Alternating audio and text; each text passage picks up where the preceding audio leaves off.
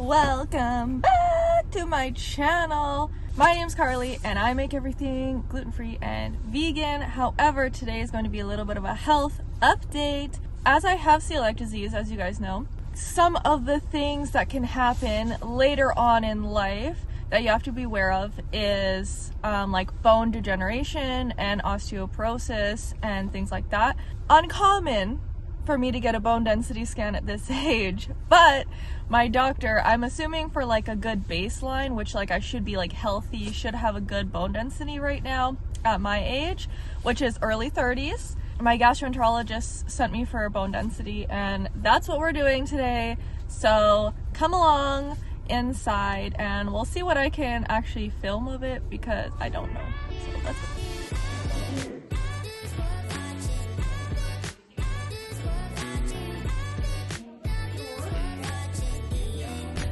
And we're back. That was the fastest appointment I have ever been in, y'all. Like literally the longest I waited was in the lineup to get to like sign in and get the form. And like the form was like, you can tell this is something that like elder people do because all of the questions were like mostly like what you would ask like older people for sure. So I was like, that's interesting. But anyways, so I was like, no. Okay, so I'm gonna walk you through, if you've never, like me, experienced this before, never thought you'd be in this position. So here anyways in Canada in Niagara, you go in with your sheet. Well, I booked it online and then they called me back to confirm an appointment. Luckily it was literally the next day. So yesterday they called me and I was like, okay, get this done with really quick. I go in, I give them my sheet, they gave me the form. I actually filmed up some of the forms so you guys can actually see. I don't know why I'm like telling you this when I just have evidence of what it said. But anyways, I waited for like 5 minutes. The room, little small room, table, like for people to lay on with this contraption over top of like just over top of the pillow. Like it wasn't like that big, it was just like this thing, looked like an arm. So you have to make sure you're not wearing anything metal, but it doesn't do anything, any part of your face. So like I was like, oh cool, like I don't have to take off my glasses or like my nose ring, whatever. But none of your clothes can have metal. Obviously it's like an x-ray. So I found sweatpants that didn't have metal like on the, which she checked anyways, on the strings. Like a lot of time the sweatpants will have like a metal ring where your strings come out, or metal on like the tips. And luckily I had a hoodie, Clay's hoodie, one of his hoodies, no metal, and then my sweatpants I found no metal as well. So that was nice. I didn't have to like strip down and put a freaking gown on. They weigh you and then they height you. You jump on the table, you lie down. Literally it's the fastest thing ever and it's not even like nerve-wracking or anything. It's not like a huge machine like an MRI or anything that would be scary. Lay down on the table. They only, for the bone density, and I asked why because I was interested, they only take the x-rays of your hips and your lower back. So apparently it's because that's where the actual like they can tell, or where like the test is for it or whatever, like the testing site or whatever, which I'm like, okay, interesting. Maybe that's like the most like massive bones that you have in your body. Makes sense, your hips. The thing comes down from your head. So she got me to put my knees up on this like box. So my calves were like resting on top of this foam box. It was doing like my kind of my pelvis and like lower back area. It was like ding, ding, ding, and it was like a photocopy machine kind of. Anyways, then she pulled out the box from under my legs, put my legs straight, but then I had to curve my toes inwards towards each other and hold them there. And I was like, this is like a really awkward, like I would never naturally like point my toes so in towards each other just laying on my back like this. The thing came and it went and did like me on my hips area. She's like, okay. It went back up to my head and she's like, you're all done. Your doctor you'll get the results in like a week or blah, blah, blah. And I'm like, oh, okay. That was painless. If you have a bone density test, don't push it off because it's honestly the easiest thing in the world. It takes no effort. Like I didn't have to prep anything. I didn't have to take anything or eat a certain way or yada, yada. It was excellent. Next up, I have a blood test. I'll get my blood test done. I haven't updated you guys with a blood test in like over a year, I think, or maybe a year. I can't remember. I think it's been over a year. We'll see what my levels are at If you've watched my food diary video, you'll know I recently discovered I shouldn't be eating oats, that oats do have an effect on me, and I'm curious to see if the oats have been affecting my absorption of certain vitamins and minerals like iron, etc. So I'm really curious as to what the blood test will say, because I haven't been eating oats for like over a week now. Go watch that video if you're curious about my food diary and journey to figuring the oat thing out. And I will update you guys and see you when I get my results. Bye. Welcome back, y'all. I almost forgot. Hopefully y'all can not just be totally in the sun, but I almost forgot to update the vlog. I haven't got any results yet from my bone density scan. It is now January 27th. Yes, I sound like I just woke up, because I in fact basically did, because I decided not to eat breakfast. So I thought, let me just sleep in and give myself like half an hour, get up. I made myself a smoothie. Maybe I'll show you it after, just in case. I did get my period this morning, so I'm like, they're taking my blood. And I don't want to be like fainty or anything like that. So I have some blueberries and strawberries and soy milk and some vanilla coconut yogurt in here. For after, I also brought some water with me. So yeah, my appointment, I don't know if it really works like that, but I gotta go stand in line anyways. So cross our fingers that I am hydrated enough this time and I don't get any bruising.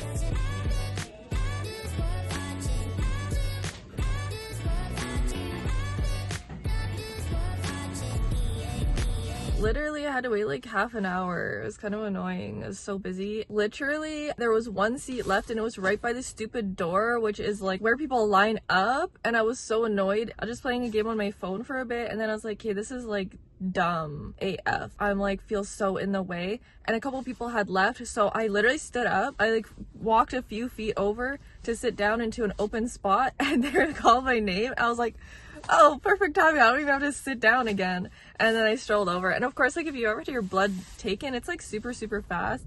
But I will tell you some tips. Be hydrated. Be like as hydrated as you can be. For the last, I guess, like week or two, I've been like making sure I'm drinking at least 1.5 liters of water. And it's not that much water. Like I'm trying to go for more, but for me, I would maybe drink like not even a liter of water a day. Like it was really bad.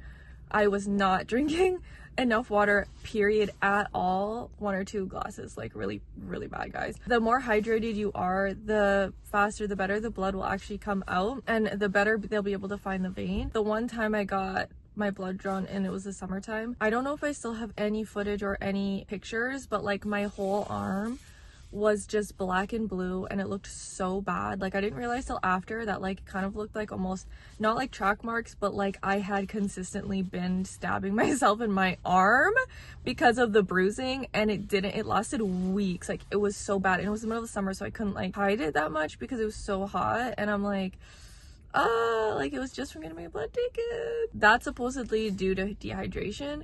So I was really making sure, like, I was on my water yesterday. I drank like 1.5 liters. Yes, I didn't eat because it didn't say I needed to be fasted, but I figured if I want to know if my iron is messed up or whatever, I know my period just started, but like it just started, so I feel like it can't have messed up that much. But actually I feel amazing. I feel really good. Like I stood up, I felt fine, was not lightheaded. I walked to the car and I was like, oh, I feel like amazing. Okay. And when she took off the little thingy cotton swab and then she took it away and it didn't even start bleeding, and I was like, oh hell yeah, miss, I can clot my blood like that. Okay, I'm not just gonna be gushing blood. So I think that's a good sign too. Super happy with myself for now.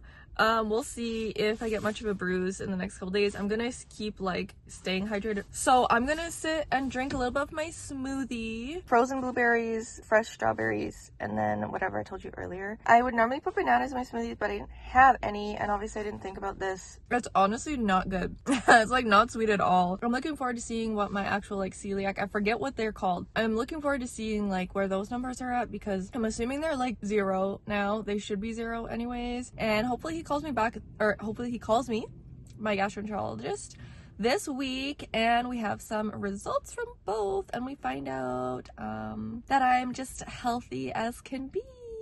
We'll get back to you guys when we get our results.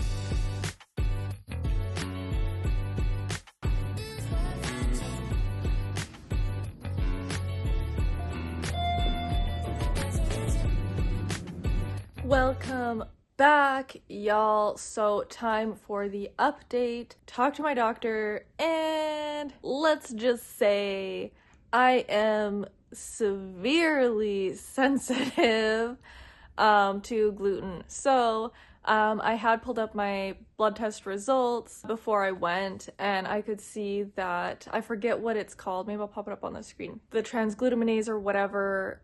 It's supposed to be under 12. I was at 18.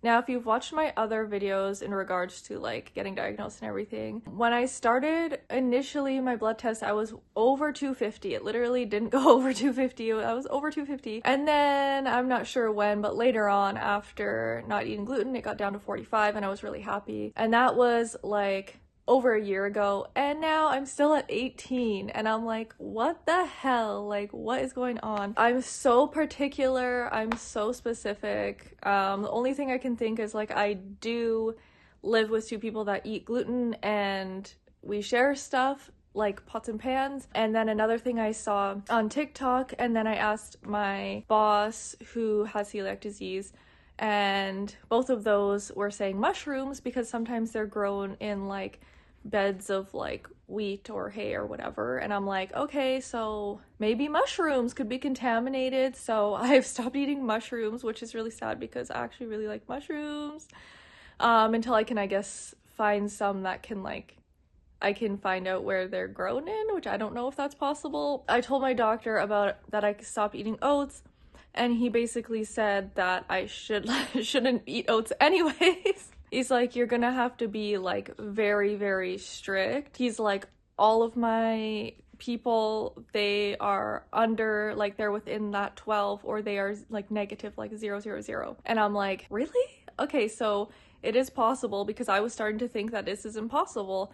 I'm literally so paranoid and so careful that like, it's really shocking to me that my number was still just above like the range, and really annoying, because he said essentially that means my celiac disease is still active within my body, which I was like, isn't it always active? But I guess if you're actually not even a molecule of gluten in your body, it is inactive. So good to know. What he told me I must do, because he gave me the options, I could talk to a dietitian or try and figure it out on my own, which is what we planned, because clearly I'm like, well, kind of already thought about it, which are annoying, like stopping eating mushrooms. And then as well, I thought, well, maybe I should buy a toothpaste, because he's brought up toothpaste could have gluten. So I'm gonna maybe try to look for a toothpaste that actually says gluten-free on it. I'm going to get a new pan. I'm thinking that my non-stick pans are not very non-stick, therefore any gluten that's cooked in them potentially is getting into the non-stick. That's not non-stick anymore.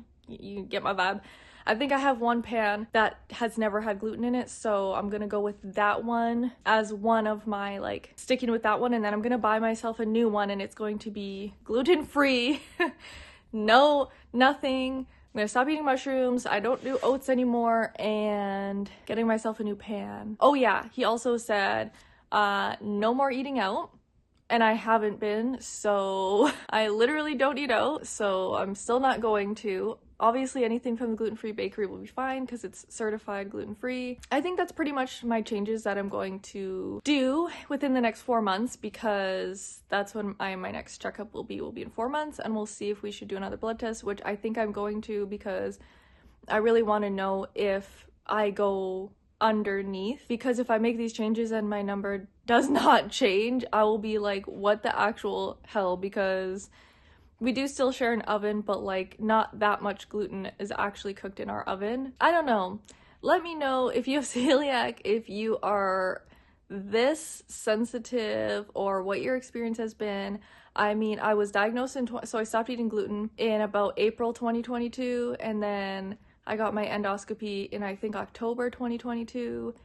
And I mean, you could go back, I'll link the video here, you can go back and see the exact dates. But so I've been diagnosed technically since October 2022, but I knew basically in April, so I'm pretty much 3 years coming up in a couple months of not eating gluten, and I've only had like some cross-contamination stuff here and there, in that whole 3 years. I am disappointed because it's just annoying and frustrating to be like so sensitive to something, and now I just have to try harder when it's like I felt like I've been trying really hard. So, and I feel like normal. If you watch my food diary vlog, like after I got rid of the oats, I feel like actually really good. And he said once you're like that level, you're not gonna have probably any symptoms anyways. So we probably would only be able to tell through a blood test. At first in my mind I was like, it's fine because I don't have any symptoms, but like truly it's not. And he told me with it being active in my body, it can lead to be like other health problems down the line and everything. Even at that low of a level, like he does not want it to be active. And over that 12 period at all, he's like, you like with it being active, like there's malabsorption problems, there's all these different things that it can lead to down the line. Oh, almost forgot, my bone density is normal. So woohoo. That's really good to know. So like, does that mean my iron's low and yada yada? And he's like, well, if your celiac's active, your stuff's gonna be low basically. And I'm like, oh. So let me know if you guys want to know any more information, or if you have struggled with getting gluten truly out of your body. And that will be it for my update, my health things, making changes. We'll go back in 4 months and we'll see. Let me know if you want an update of where my blood will be at then, and hopefully, you know, we can be at nothing. That is our goal, okay? All right, like if you like, don't forget to subscribe, and I will see you in the next video.